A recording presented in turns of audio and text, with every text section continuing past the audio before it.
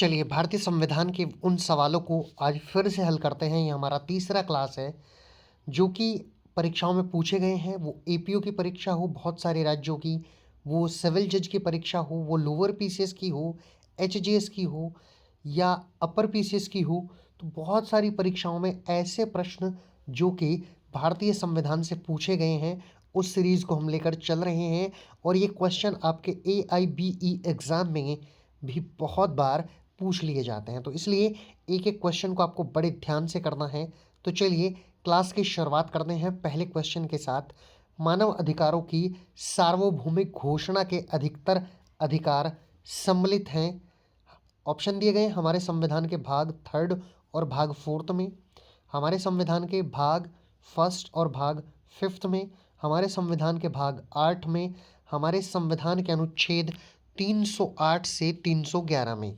ये question Uttarakhand civil जज 2002 में पूछा गया है और इसका सही आंसर हो जाएगा ऑप्शन नंबर ए, हमारे संविधान के भाग थर्ड और फोर्थ में। चलिए अगले क्वेश्चन की तरफ अब हम लोग चलते हैं। निम्नलिखित में से एक मौलिक अधिकारों के प्रवर्तन हेतु भारतीय संविधान के अनुच्छेद 12 के अधीन राज्य है। सवाल एक बार फिर से सुन लीजिए। निम्नलिखित में से कौन एक मौलिक अधिकारों के प्रवर्तन हेतु भारतीय संविधान के अनुच्छेद 12 के अधीन राज्य है? ऑप्शन एक, भागीदारी फर्म, कंपनी अधिनियम के अधीन स्थापित एक कंपनी, सहकारी सोसाइटी, भारतीय जीवन बीमा निगम। MP APU 2009, UP PCS 2000। दो बार इस क्वेश्चन को पूछा गया है। इस क्वेश्चन का सही आंसर हो जाएगा option number D, Bharatiya Jeevan बीमा निगम। क्वेश्चन नंबर 3 की तरफ चलते हैं। सही उत्तर इंगित करने के लिए कहा गया है, संविधान के अनुच्छेद 12 में दी गई राज्य पद की परिभाषा निम्नलिखित के संदर्भ में सुसंगत है। संविधान के केवल भाग 3, संविधान के केवल भाग 3 व 4, संविधान के केवल भाग 4, संपूर्ण संविधान। यूपी पीसीएस 1999, झारखंड सिविल जज 2012। इस तीसरे सवाल को पूछा गया है। इसका सही आंसर हो जाएगा संविधान के केवल भाग 3 एवं 4। अगले क्वेश्चन की तरफ चलते हैं। कौन राज्य नहीं है, इस ऑप्शन में आपको बताना है, जिसमें दिए गए हैं भारतीय जीवन बीमा निगम, भारत का स्टेट बैंक, दिल्ली विश्वविद्यालय, NCERT, यूपी पीसीएस 1998 में इस सवाल को पूछा गया है। तो चौथे क्वेश्चन का सही आंसर हो जाएगा ऑप्शन नंबर डी, NCERT। पांचवें क्वेश्चन की तरफ चलते हैं। कौन राज्य नहीं है ये बताना है आपको। इलाहाबाद विश्वविद्यालय, नगर महापालिका, CSIR, संसद। यूपी PCS 1993 में इस पांचवें सवाल को पूछा गया है, जिसका सही आंसर हो जाएगा CSIR। अगले क्वेश्चन की तरफ चलते हैं। छठा क्वेश्चन, निम्नलिखित में से कौन सा भारतीय संविधान के अनुच्छेद 12 के अंतर्गत राज्य नहीं है? बरकतुल्ला विश्वविद्यालय भोपाल, भारत सरकार एवं संसद, ब्रिटिश एयरवेज कॉरपोरेशन, भोपाल नगर निगम। ये MP APU सन 2000 में छठा सवाल आपसे पूछा गया है, जिसका सही आंसर हो जाएगा British Airways corporation.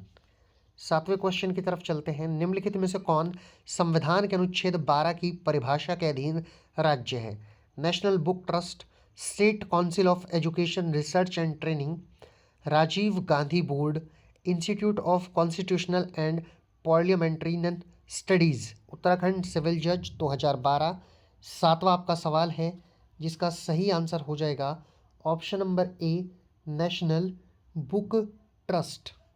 Question number 8 की तरफ चलते हैं।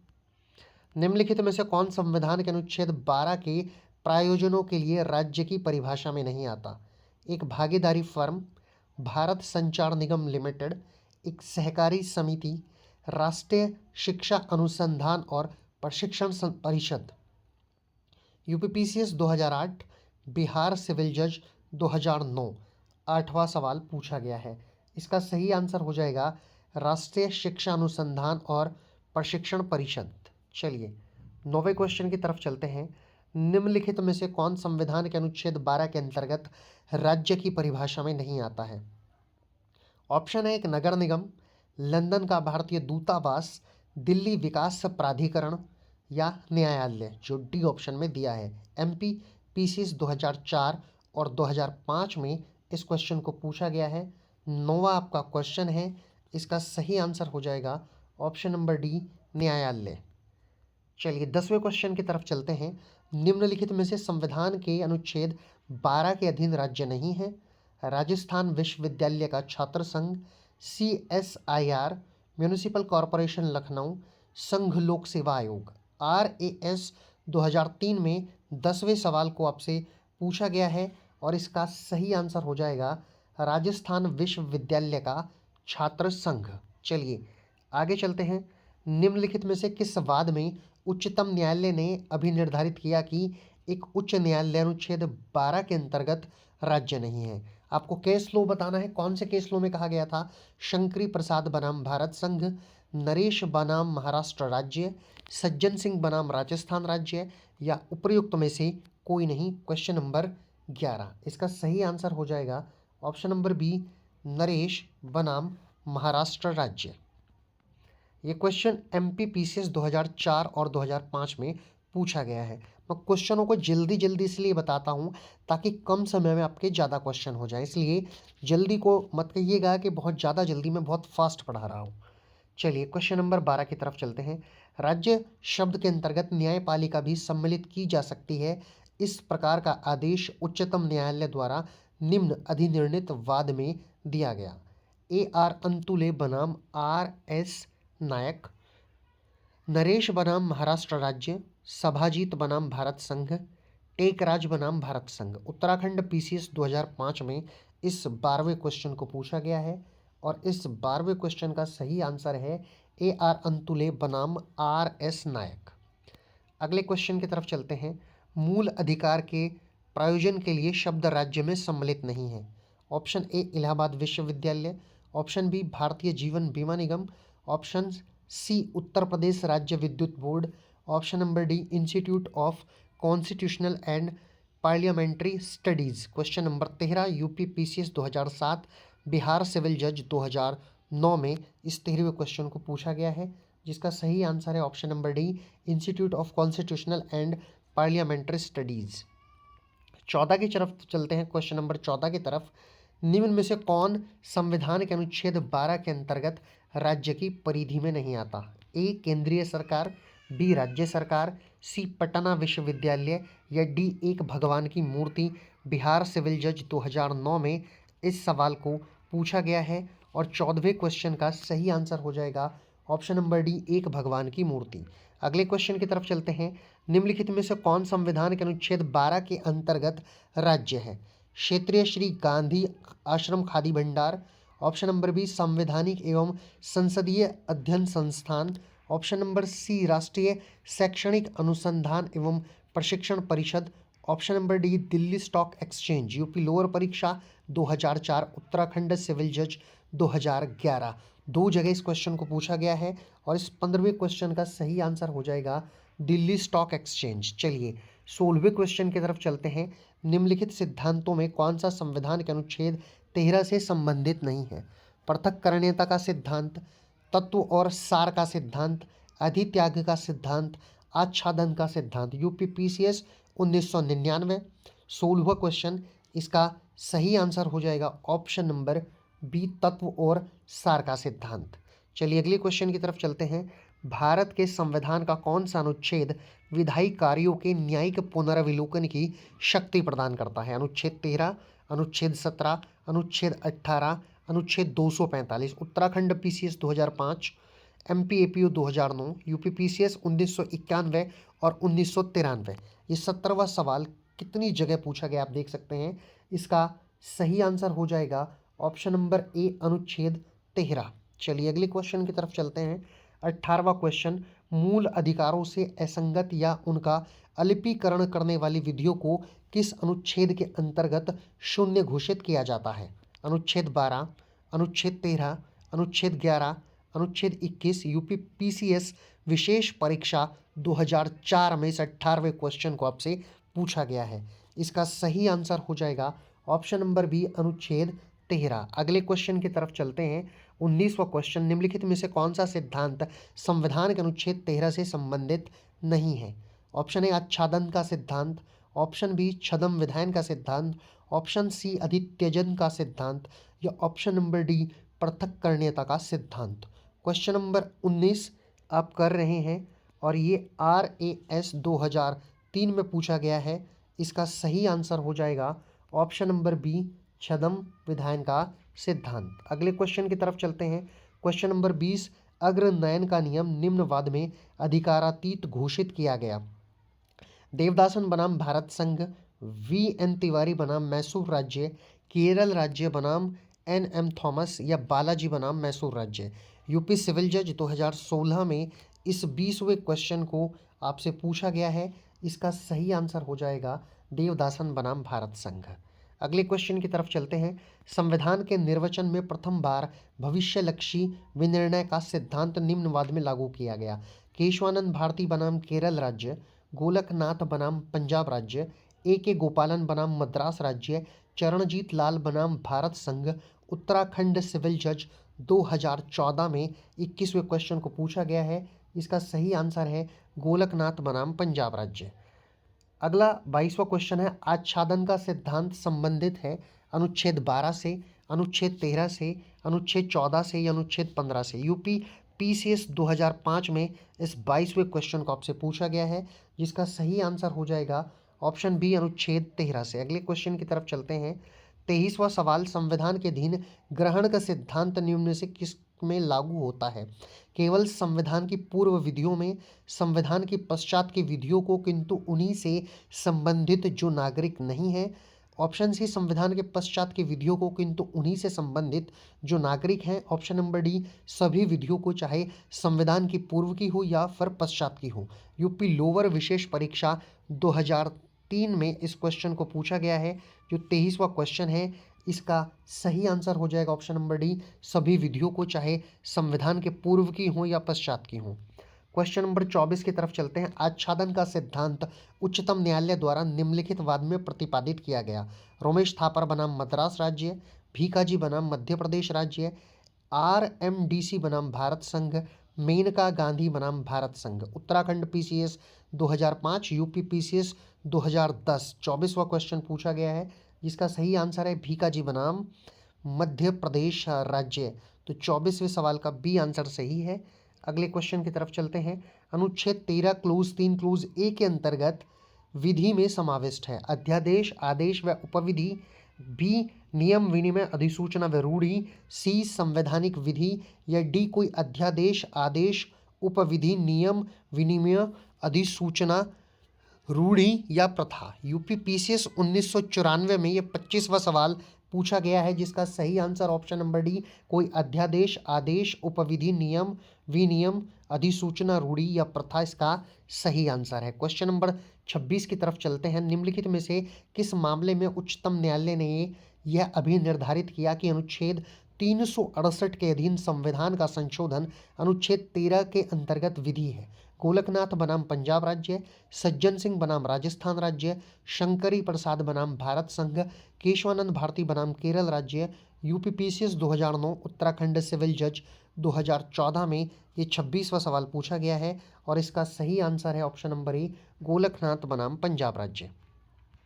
अगले क्वेश्चन की तरफ चलते हैं। किस वाद में यह अभिनिर्धारित किया गया कि समान कार्य के लिए समान वेतन का सिद्धांत दैनिक वेतन के आधार पर नियोजित आकस्मिक कर्मकारों को भी लागू होता है? चरणलाल साहू बनाम भारत संघ, डॉक्टर KR लक्ष्मण बनाम तमिलनाडु राज्य, दीपक सिब्बल बनाम पंजाब विश्वविद्यालय, धीरेन्द्र चमोली बनाम उत्तर प्रदेश राज्य। यूपी PCS 2010 में इस 27वें सवाल को पूछा गया है, जिसका सही आंसर है धीरेन्द्र चमोली बनाम उत्तर प्रदेश राज्य। अगले क्वेश्चन की तरफ चलते हैं।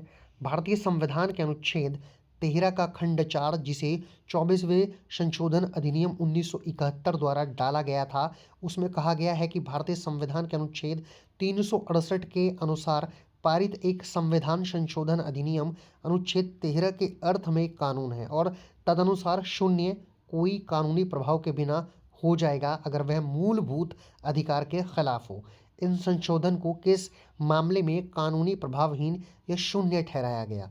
गोलकनाथ बनाम पंजाब राज्य, एडवर्ड्स मिल कंपनी लिमिटेड बनाम अजमेर राज्य, मिनर्वा मिल्स बनाम भारत संघ, गुलाम सरवर बनाम भारत संघ।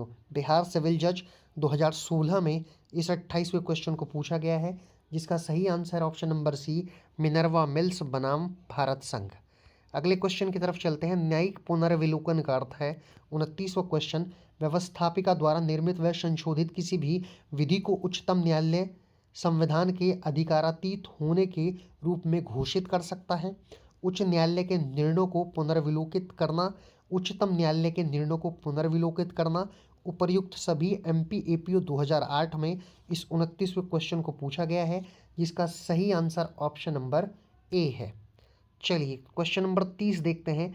निम्नलिखित वादों में से किस वाद में उच्चतम न्यायालय ने विनिश्चित किया है कि मूल अधिकारों को त्यागा नहीं जा सकता?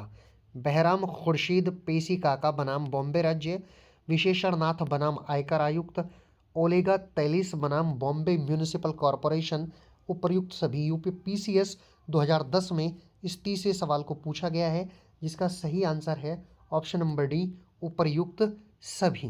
ये आप देख सकते हैं, मैं आपको दिखा देता हूँ कौन कौन से केस लो हैं। चलिए अब 31वें क्वेश्चन की तरफ चलते हैं। कथन जो प्रत्यक्ष नहीं किया जा सकता वह अप्रत्यक्षतः भी नहीं किया जा सकता किस सिद्धांत से संबंधित है?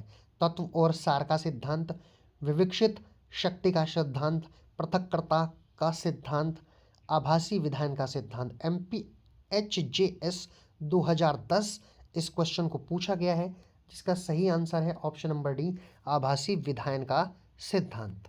क्वेश्चन नंबर 32 की तरफ चलते हैं। सही उत्तर बताना है। अद्वितीयजन करना अनुज्ञेय है सभी मूल अधिकारों का, किसी भी मूल अधिकारों का नहीं।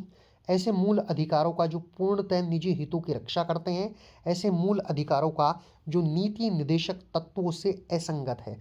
यूपी पीसीएस 1996 में इस 32वें क्वेश्चन को पूछा गया है, जिसका सही आंसर है किसी भी मूल अधिकारों का नहीं। क्वेश्चन नंबर 33, भारत में न्यायिक पुनर्विलोकन का सिद्धांत निम्न संविधान से लिया गया है। आपको बताना है कि न्यायिक पुनर्विलोकन का जो सिद्धांत है वो कहाँ से लिया गया है। ऑप्शन नंबर ए ब्रिटेन के, ऑप्शन नंबर बी फ्रांस के, ऑप्शन नंबर सी यूएसए के, या ऑप्शन नंबर डी स्विट्जरलैंड के। उत्तराखंड सिविल जज 2008 में इस 33वें क्वेश्चन को पूछा गया है, जिसका सही आंसर है ऑप्शन नंबर सी, यूएसए के। अगले क्वेश्चन की तरफ चलते हैं। IR कोएल्हो बनाम तमिलनाडु का वाद संबंधित है संविधान के अनुच्छेद 356 के न्यायिक पुनर्विलोकन से, संविधान के अनुच्छेद 226 के न्यायिक पुनर्विलोकन से, संविधान को नवी अनुसूची की विधियों के न्यायिक पुनर्विलोकन से, या संविधान के अनुच्छेद 105 के अंतर्गत लोकसभा अध्यक्ष द्वारा की गई कार्यवाहियों के न्यायिक पुनर्विलोकन से। उत्तराखंड सिविल जज 2009 में पूछा गया है। इसका सही आंसर हो जाएगा ऑप्शन नंबर सी, संविधान की नवी अनुसूची की विधियों के न्यायिक पुनर्विलोकन से। चलिए अगले क्वेश्चन की तरफ चलते हैं। निम्नलिखित में से कौन सा वाद पृथक्करणीयता के सिद्धांत से संबंधित है? राम जवाया कपूर बनाम पंजाब राज्य, MC मेहता बनाम भारत संघ, रोमेश थापर बनाम मद्रास राज्य, विशाखा बनाम राजस्थान राज्य। यूपी पीसीएस 2010 में इस 35वें क्वेश्चन को पूछा गया है। इसका सही आंसर है रोमेश थापर बनाम मद्रास राज्य। चलिए 35 क्वेश्चन हो गए हैं। 36वें क्वेश्चन की तरफ चलते हैं। भारत के संविधान के अनुच्छेद 14 के अंतर्गत समानता का अधिकार उपलब्ध है केवल नागरिकों को, केवल गैर नागरिकों को, केवल प्राकृतिक व्यक्तियों को, प्राकृतिक व्यक्तियों एवं विधिक व्यक्तियों दोनों को। उत्तराखंड पीसीएस 2005 में 36वां क्वेश्चन पूछा गया है, जिसका सही आंसर है ऑप्शन नंबर डी, प्राकृतिक व्यक्तियों एवं विधिक व्यक्तियों दोनों को। 37 की तरफ चलते हैं। भारतीय संविधान के अनुच्छेद 14 में वाक्यांश विधियों के समान संरक्षण को लिया गया है अमेरिकी संविधान से, ब्रिटिश संविधान से, ऑस्ट्रेलियन संविधान से, इनमें से कोई नहीं। आप देख सकते हैं कि कितनी बार इस क्वेश्चन को पूछा गया है। MPAPO 2009, UP PCS 1991, Uttarakhand PCS 2005, UP civil जज 2016। 37वें क्वेश्चन को बहुत बार पूछा गया है, ये इंपॉर्टेंट है। इसका सही आंसर हो जाएगा ऑप्शन नंबर बी। माफ कीजिएगा, इसमें ऑप्शन ही थोड़े गलत है। इस क्वेश्चन को अभी फिलहाल हम छोड़ देते हैं। क्योंकि इसमें ऑप्शन गलत टिक हो गए हैं। इसका सही आंसर ऑप्शन नंबर बी है, अमेरिकी संविधान से। 38वें क्वेश्चन की तरफ चलते हैं। भारतीय संविधान में विधि के शासन का प्रावधान मुख्यतः निम्नलिखित अनुच्छेद में किया गया है। चलिए मैं इस क्वेश्चन को पहले 37 पर ही आ जाते हैं। इसमें ऑप्शन थोड़े टाइपिंग मिस्टेक से गलत हो गए हैं, इसको मैं देखकर अगली क्लास में आपको ठीक करा दूंगा। 38वें क्वेश्चन की तरफ चलते हैं। भारतीय संविधान में विधि के शासन का प्रावधान मुख्यतः निम्नलिखित अनुच्छेद में किया गया है। अनुच्छेद 14, अनुच्छेद 32, अनुच्छेद 226 या इनमें से कोई नहीं। MPPCS 2004 और 2005 में इस सवाल को पूछा गया है। 38वां जो आपका सवाल है, इसका आंसर 38वें क्वेश्चन का ऑप्शन नंबर ए हो जाएगा, यानी कि अनुच्छेद 14। 39वें क्वेश्चन की तरफ चलते हैं। एक पंथ निरपेक्ष राज्य धर्म को प्रोत्साहित करता है, धर्मों को एकीकृत करता है, धर्मों को हतोत्साहित करता है, धर्मों के प्रति तटस्थ रहता है। उत्तराखंड सिविल जज 2011 में 39वें सवाल को पूछा गया है, जिसका सही आंसर है ऑप्शन नंबर डी, धर्मों के प्रति तटस्थ रहता है। 40वां सवाल देख लेते हैं। सर्वोत्तम उत्तर देना है आपको, यानी सही उत्तर मांगा गया है। समानता के अधिकार की गारंटी दी गई है अनुच्छेद 14 से 18, अनुच्छेद 14 के द्वारा, अनुच्छेद 14 और 15 के द्वारा, अनुच्छेद 14, 15 और 16 के द्वारा। UPPCS 2006, MPAPO 2008 में इस क्वेश्चन को पूछा गया है। 40वें क्वेश्चन का आपको सही आंसर देना है। इसका सही आंसर है ऑप्शन नंबर ए, अनुच्छेद 14 से 18 के द्वारा। 41वां क्वेश्चन देख लेते हैं, आज की क्लास का लास्ट क्वेश्चन। भारत के संविधान में विधि का शासन निहित है कहाँ पर? अनुच्छेद 13 में, अनुच्छेद 14 में, अनुच्छेद 19 में या अनुच्छेद 25 में। UPPCS 2005 में इस क्वेश्चन को पूछा गया, जो आपका 41वां क्वेश्चन है इस क्लास का। इसका सही आंसर है ऑप्शन नंबर बी, यानी अनुच्छेद 14 में।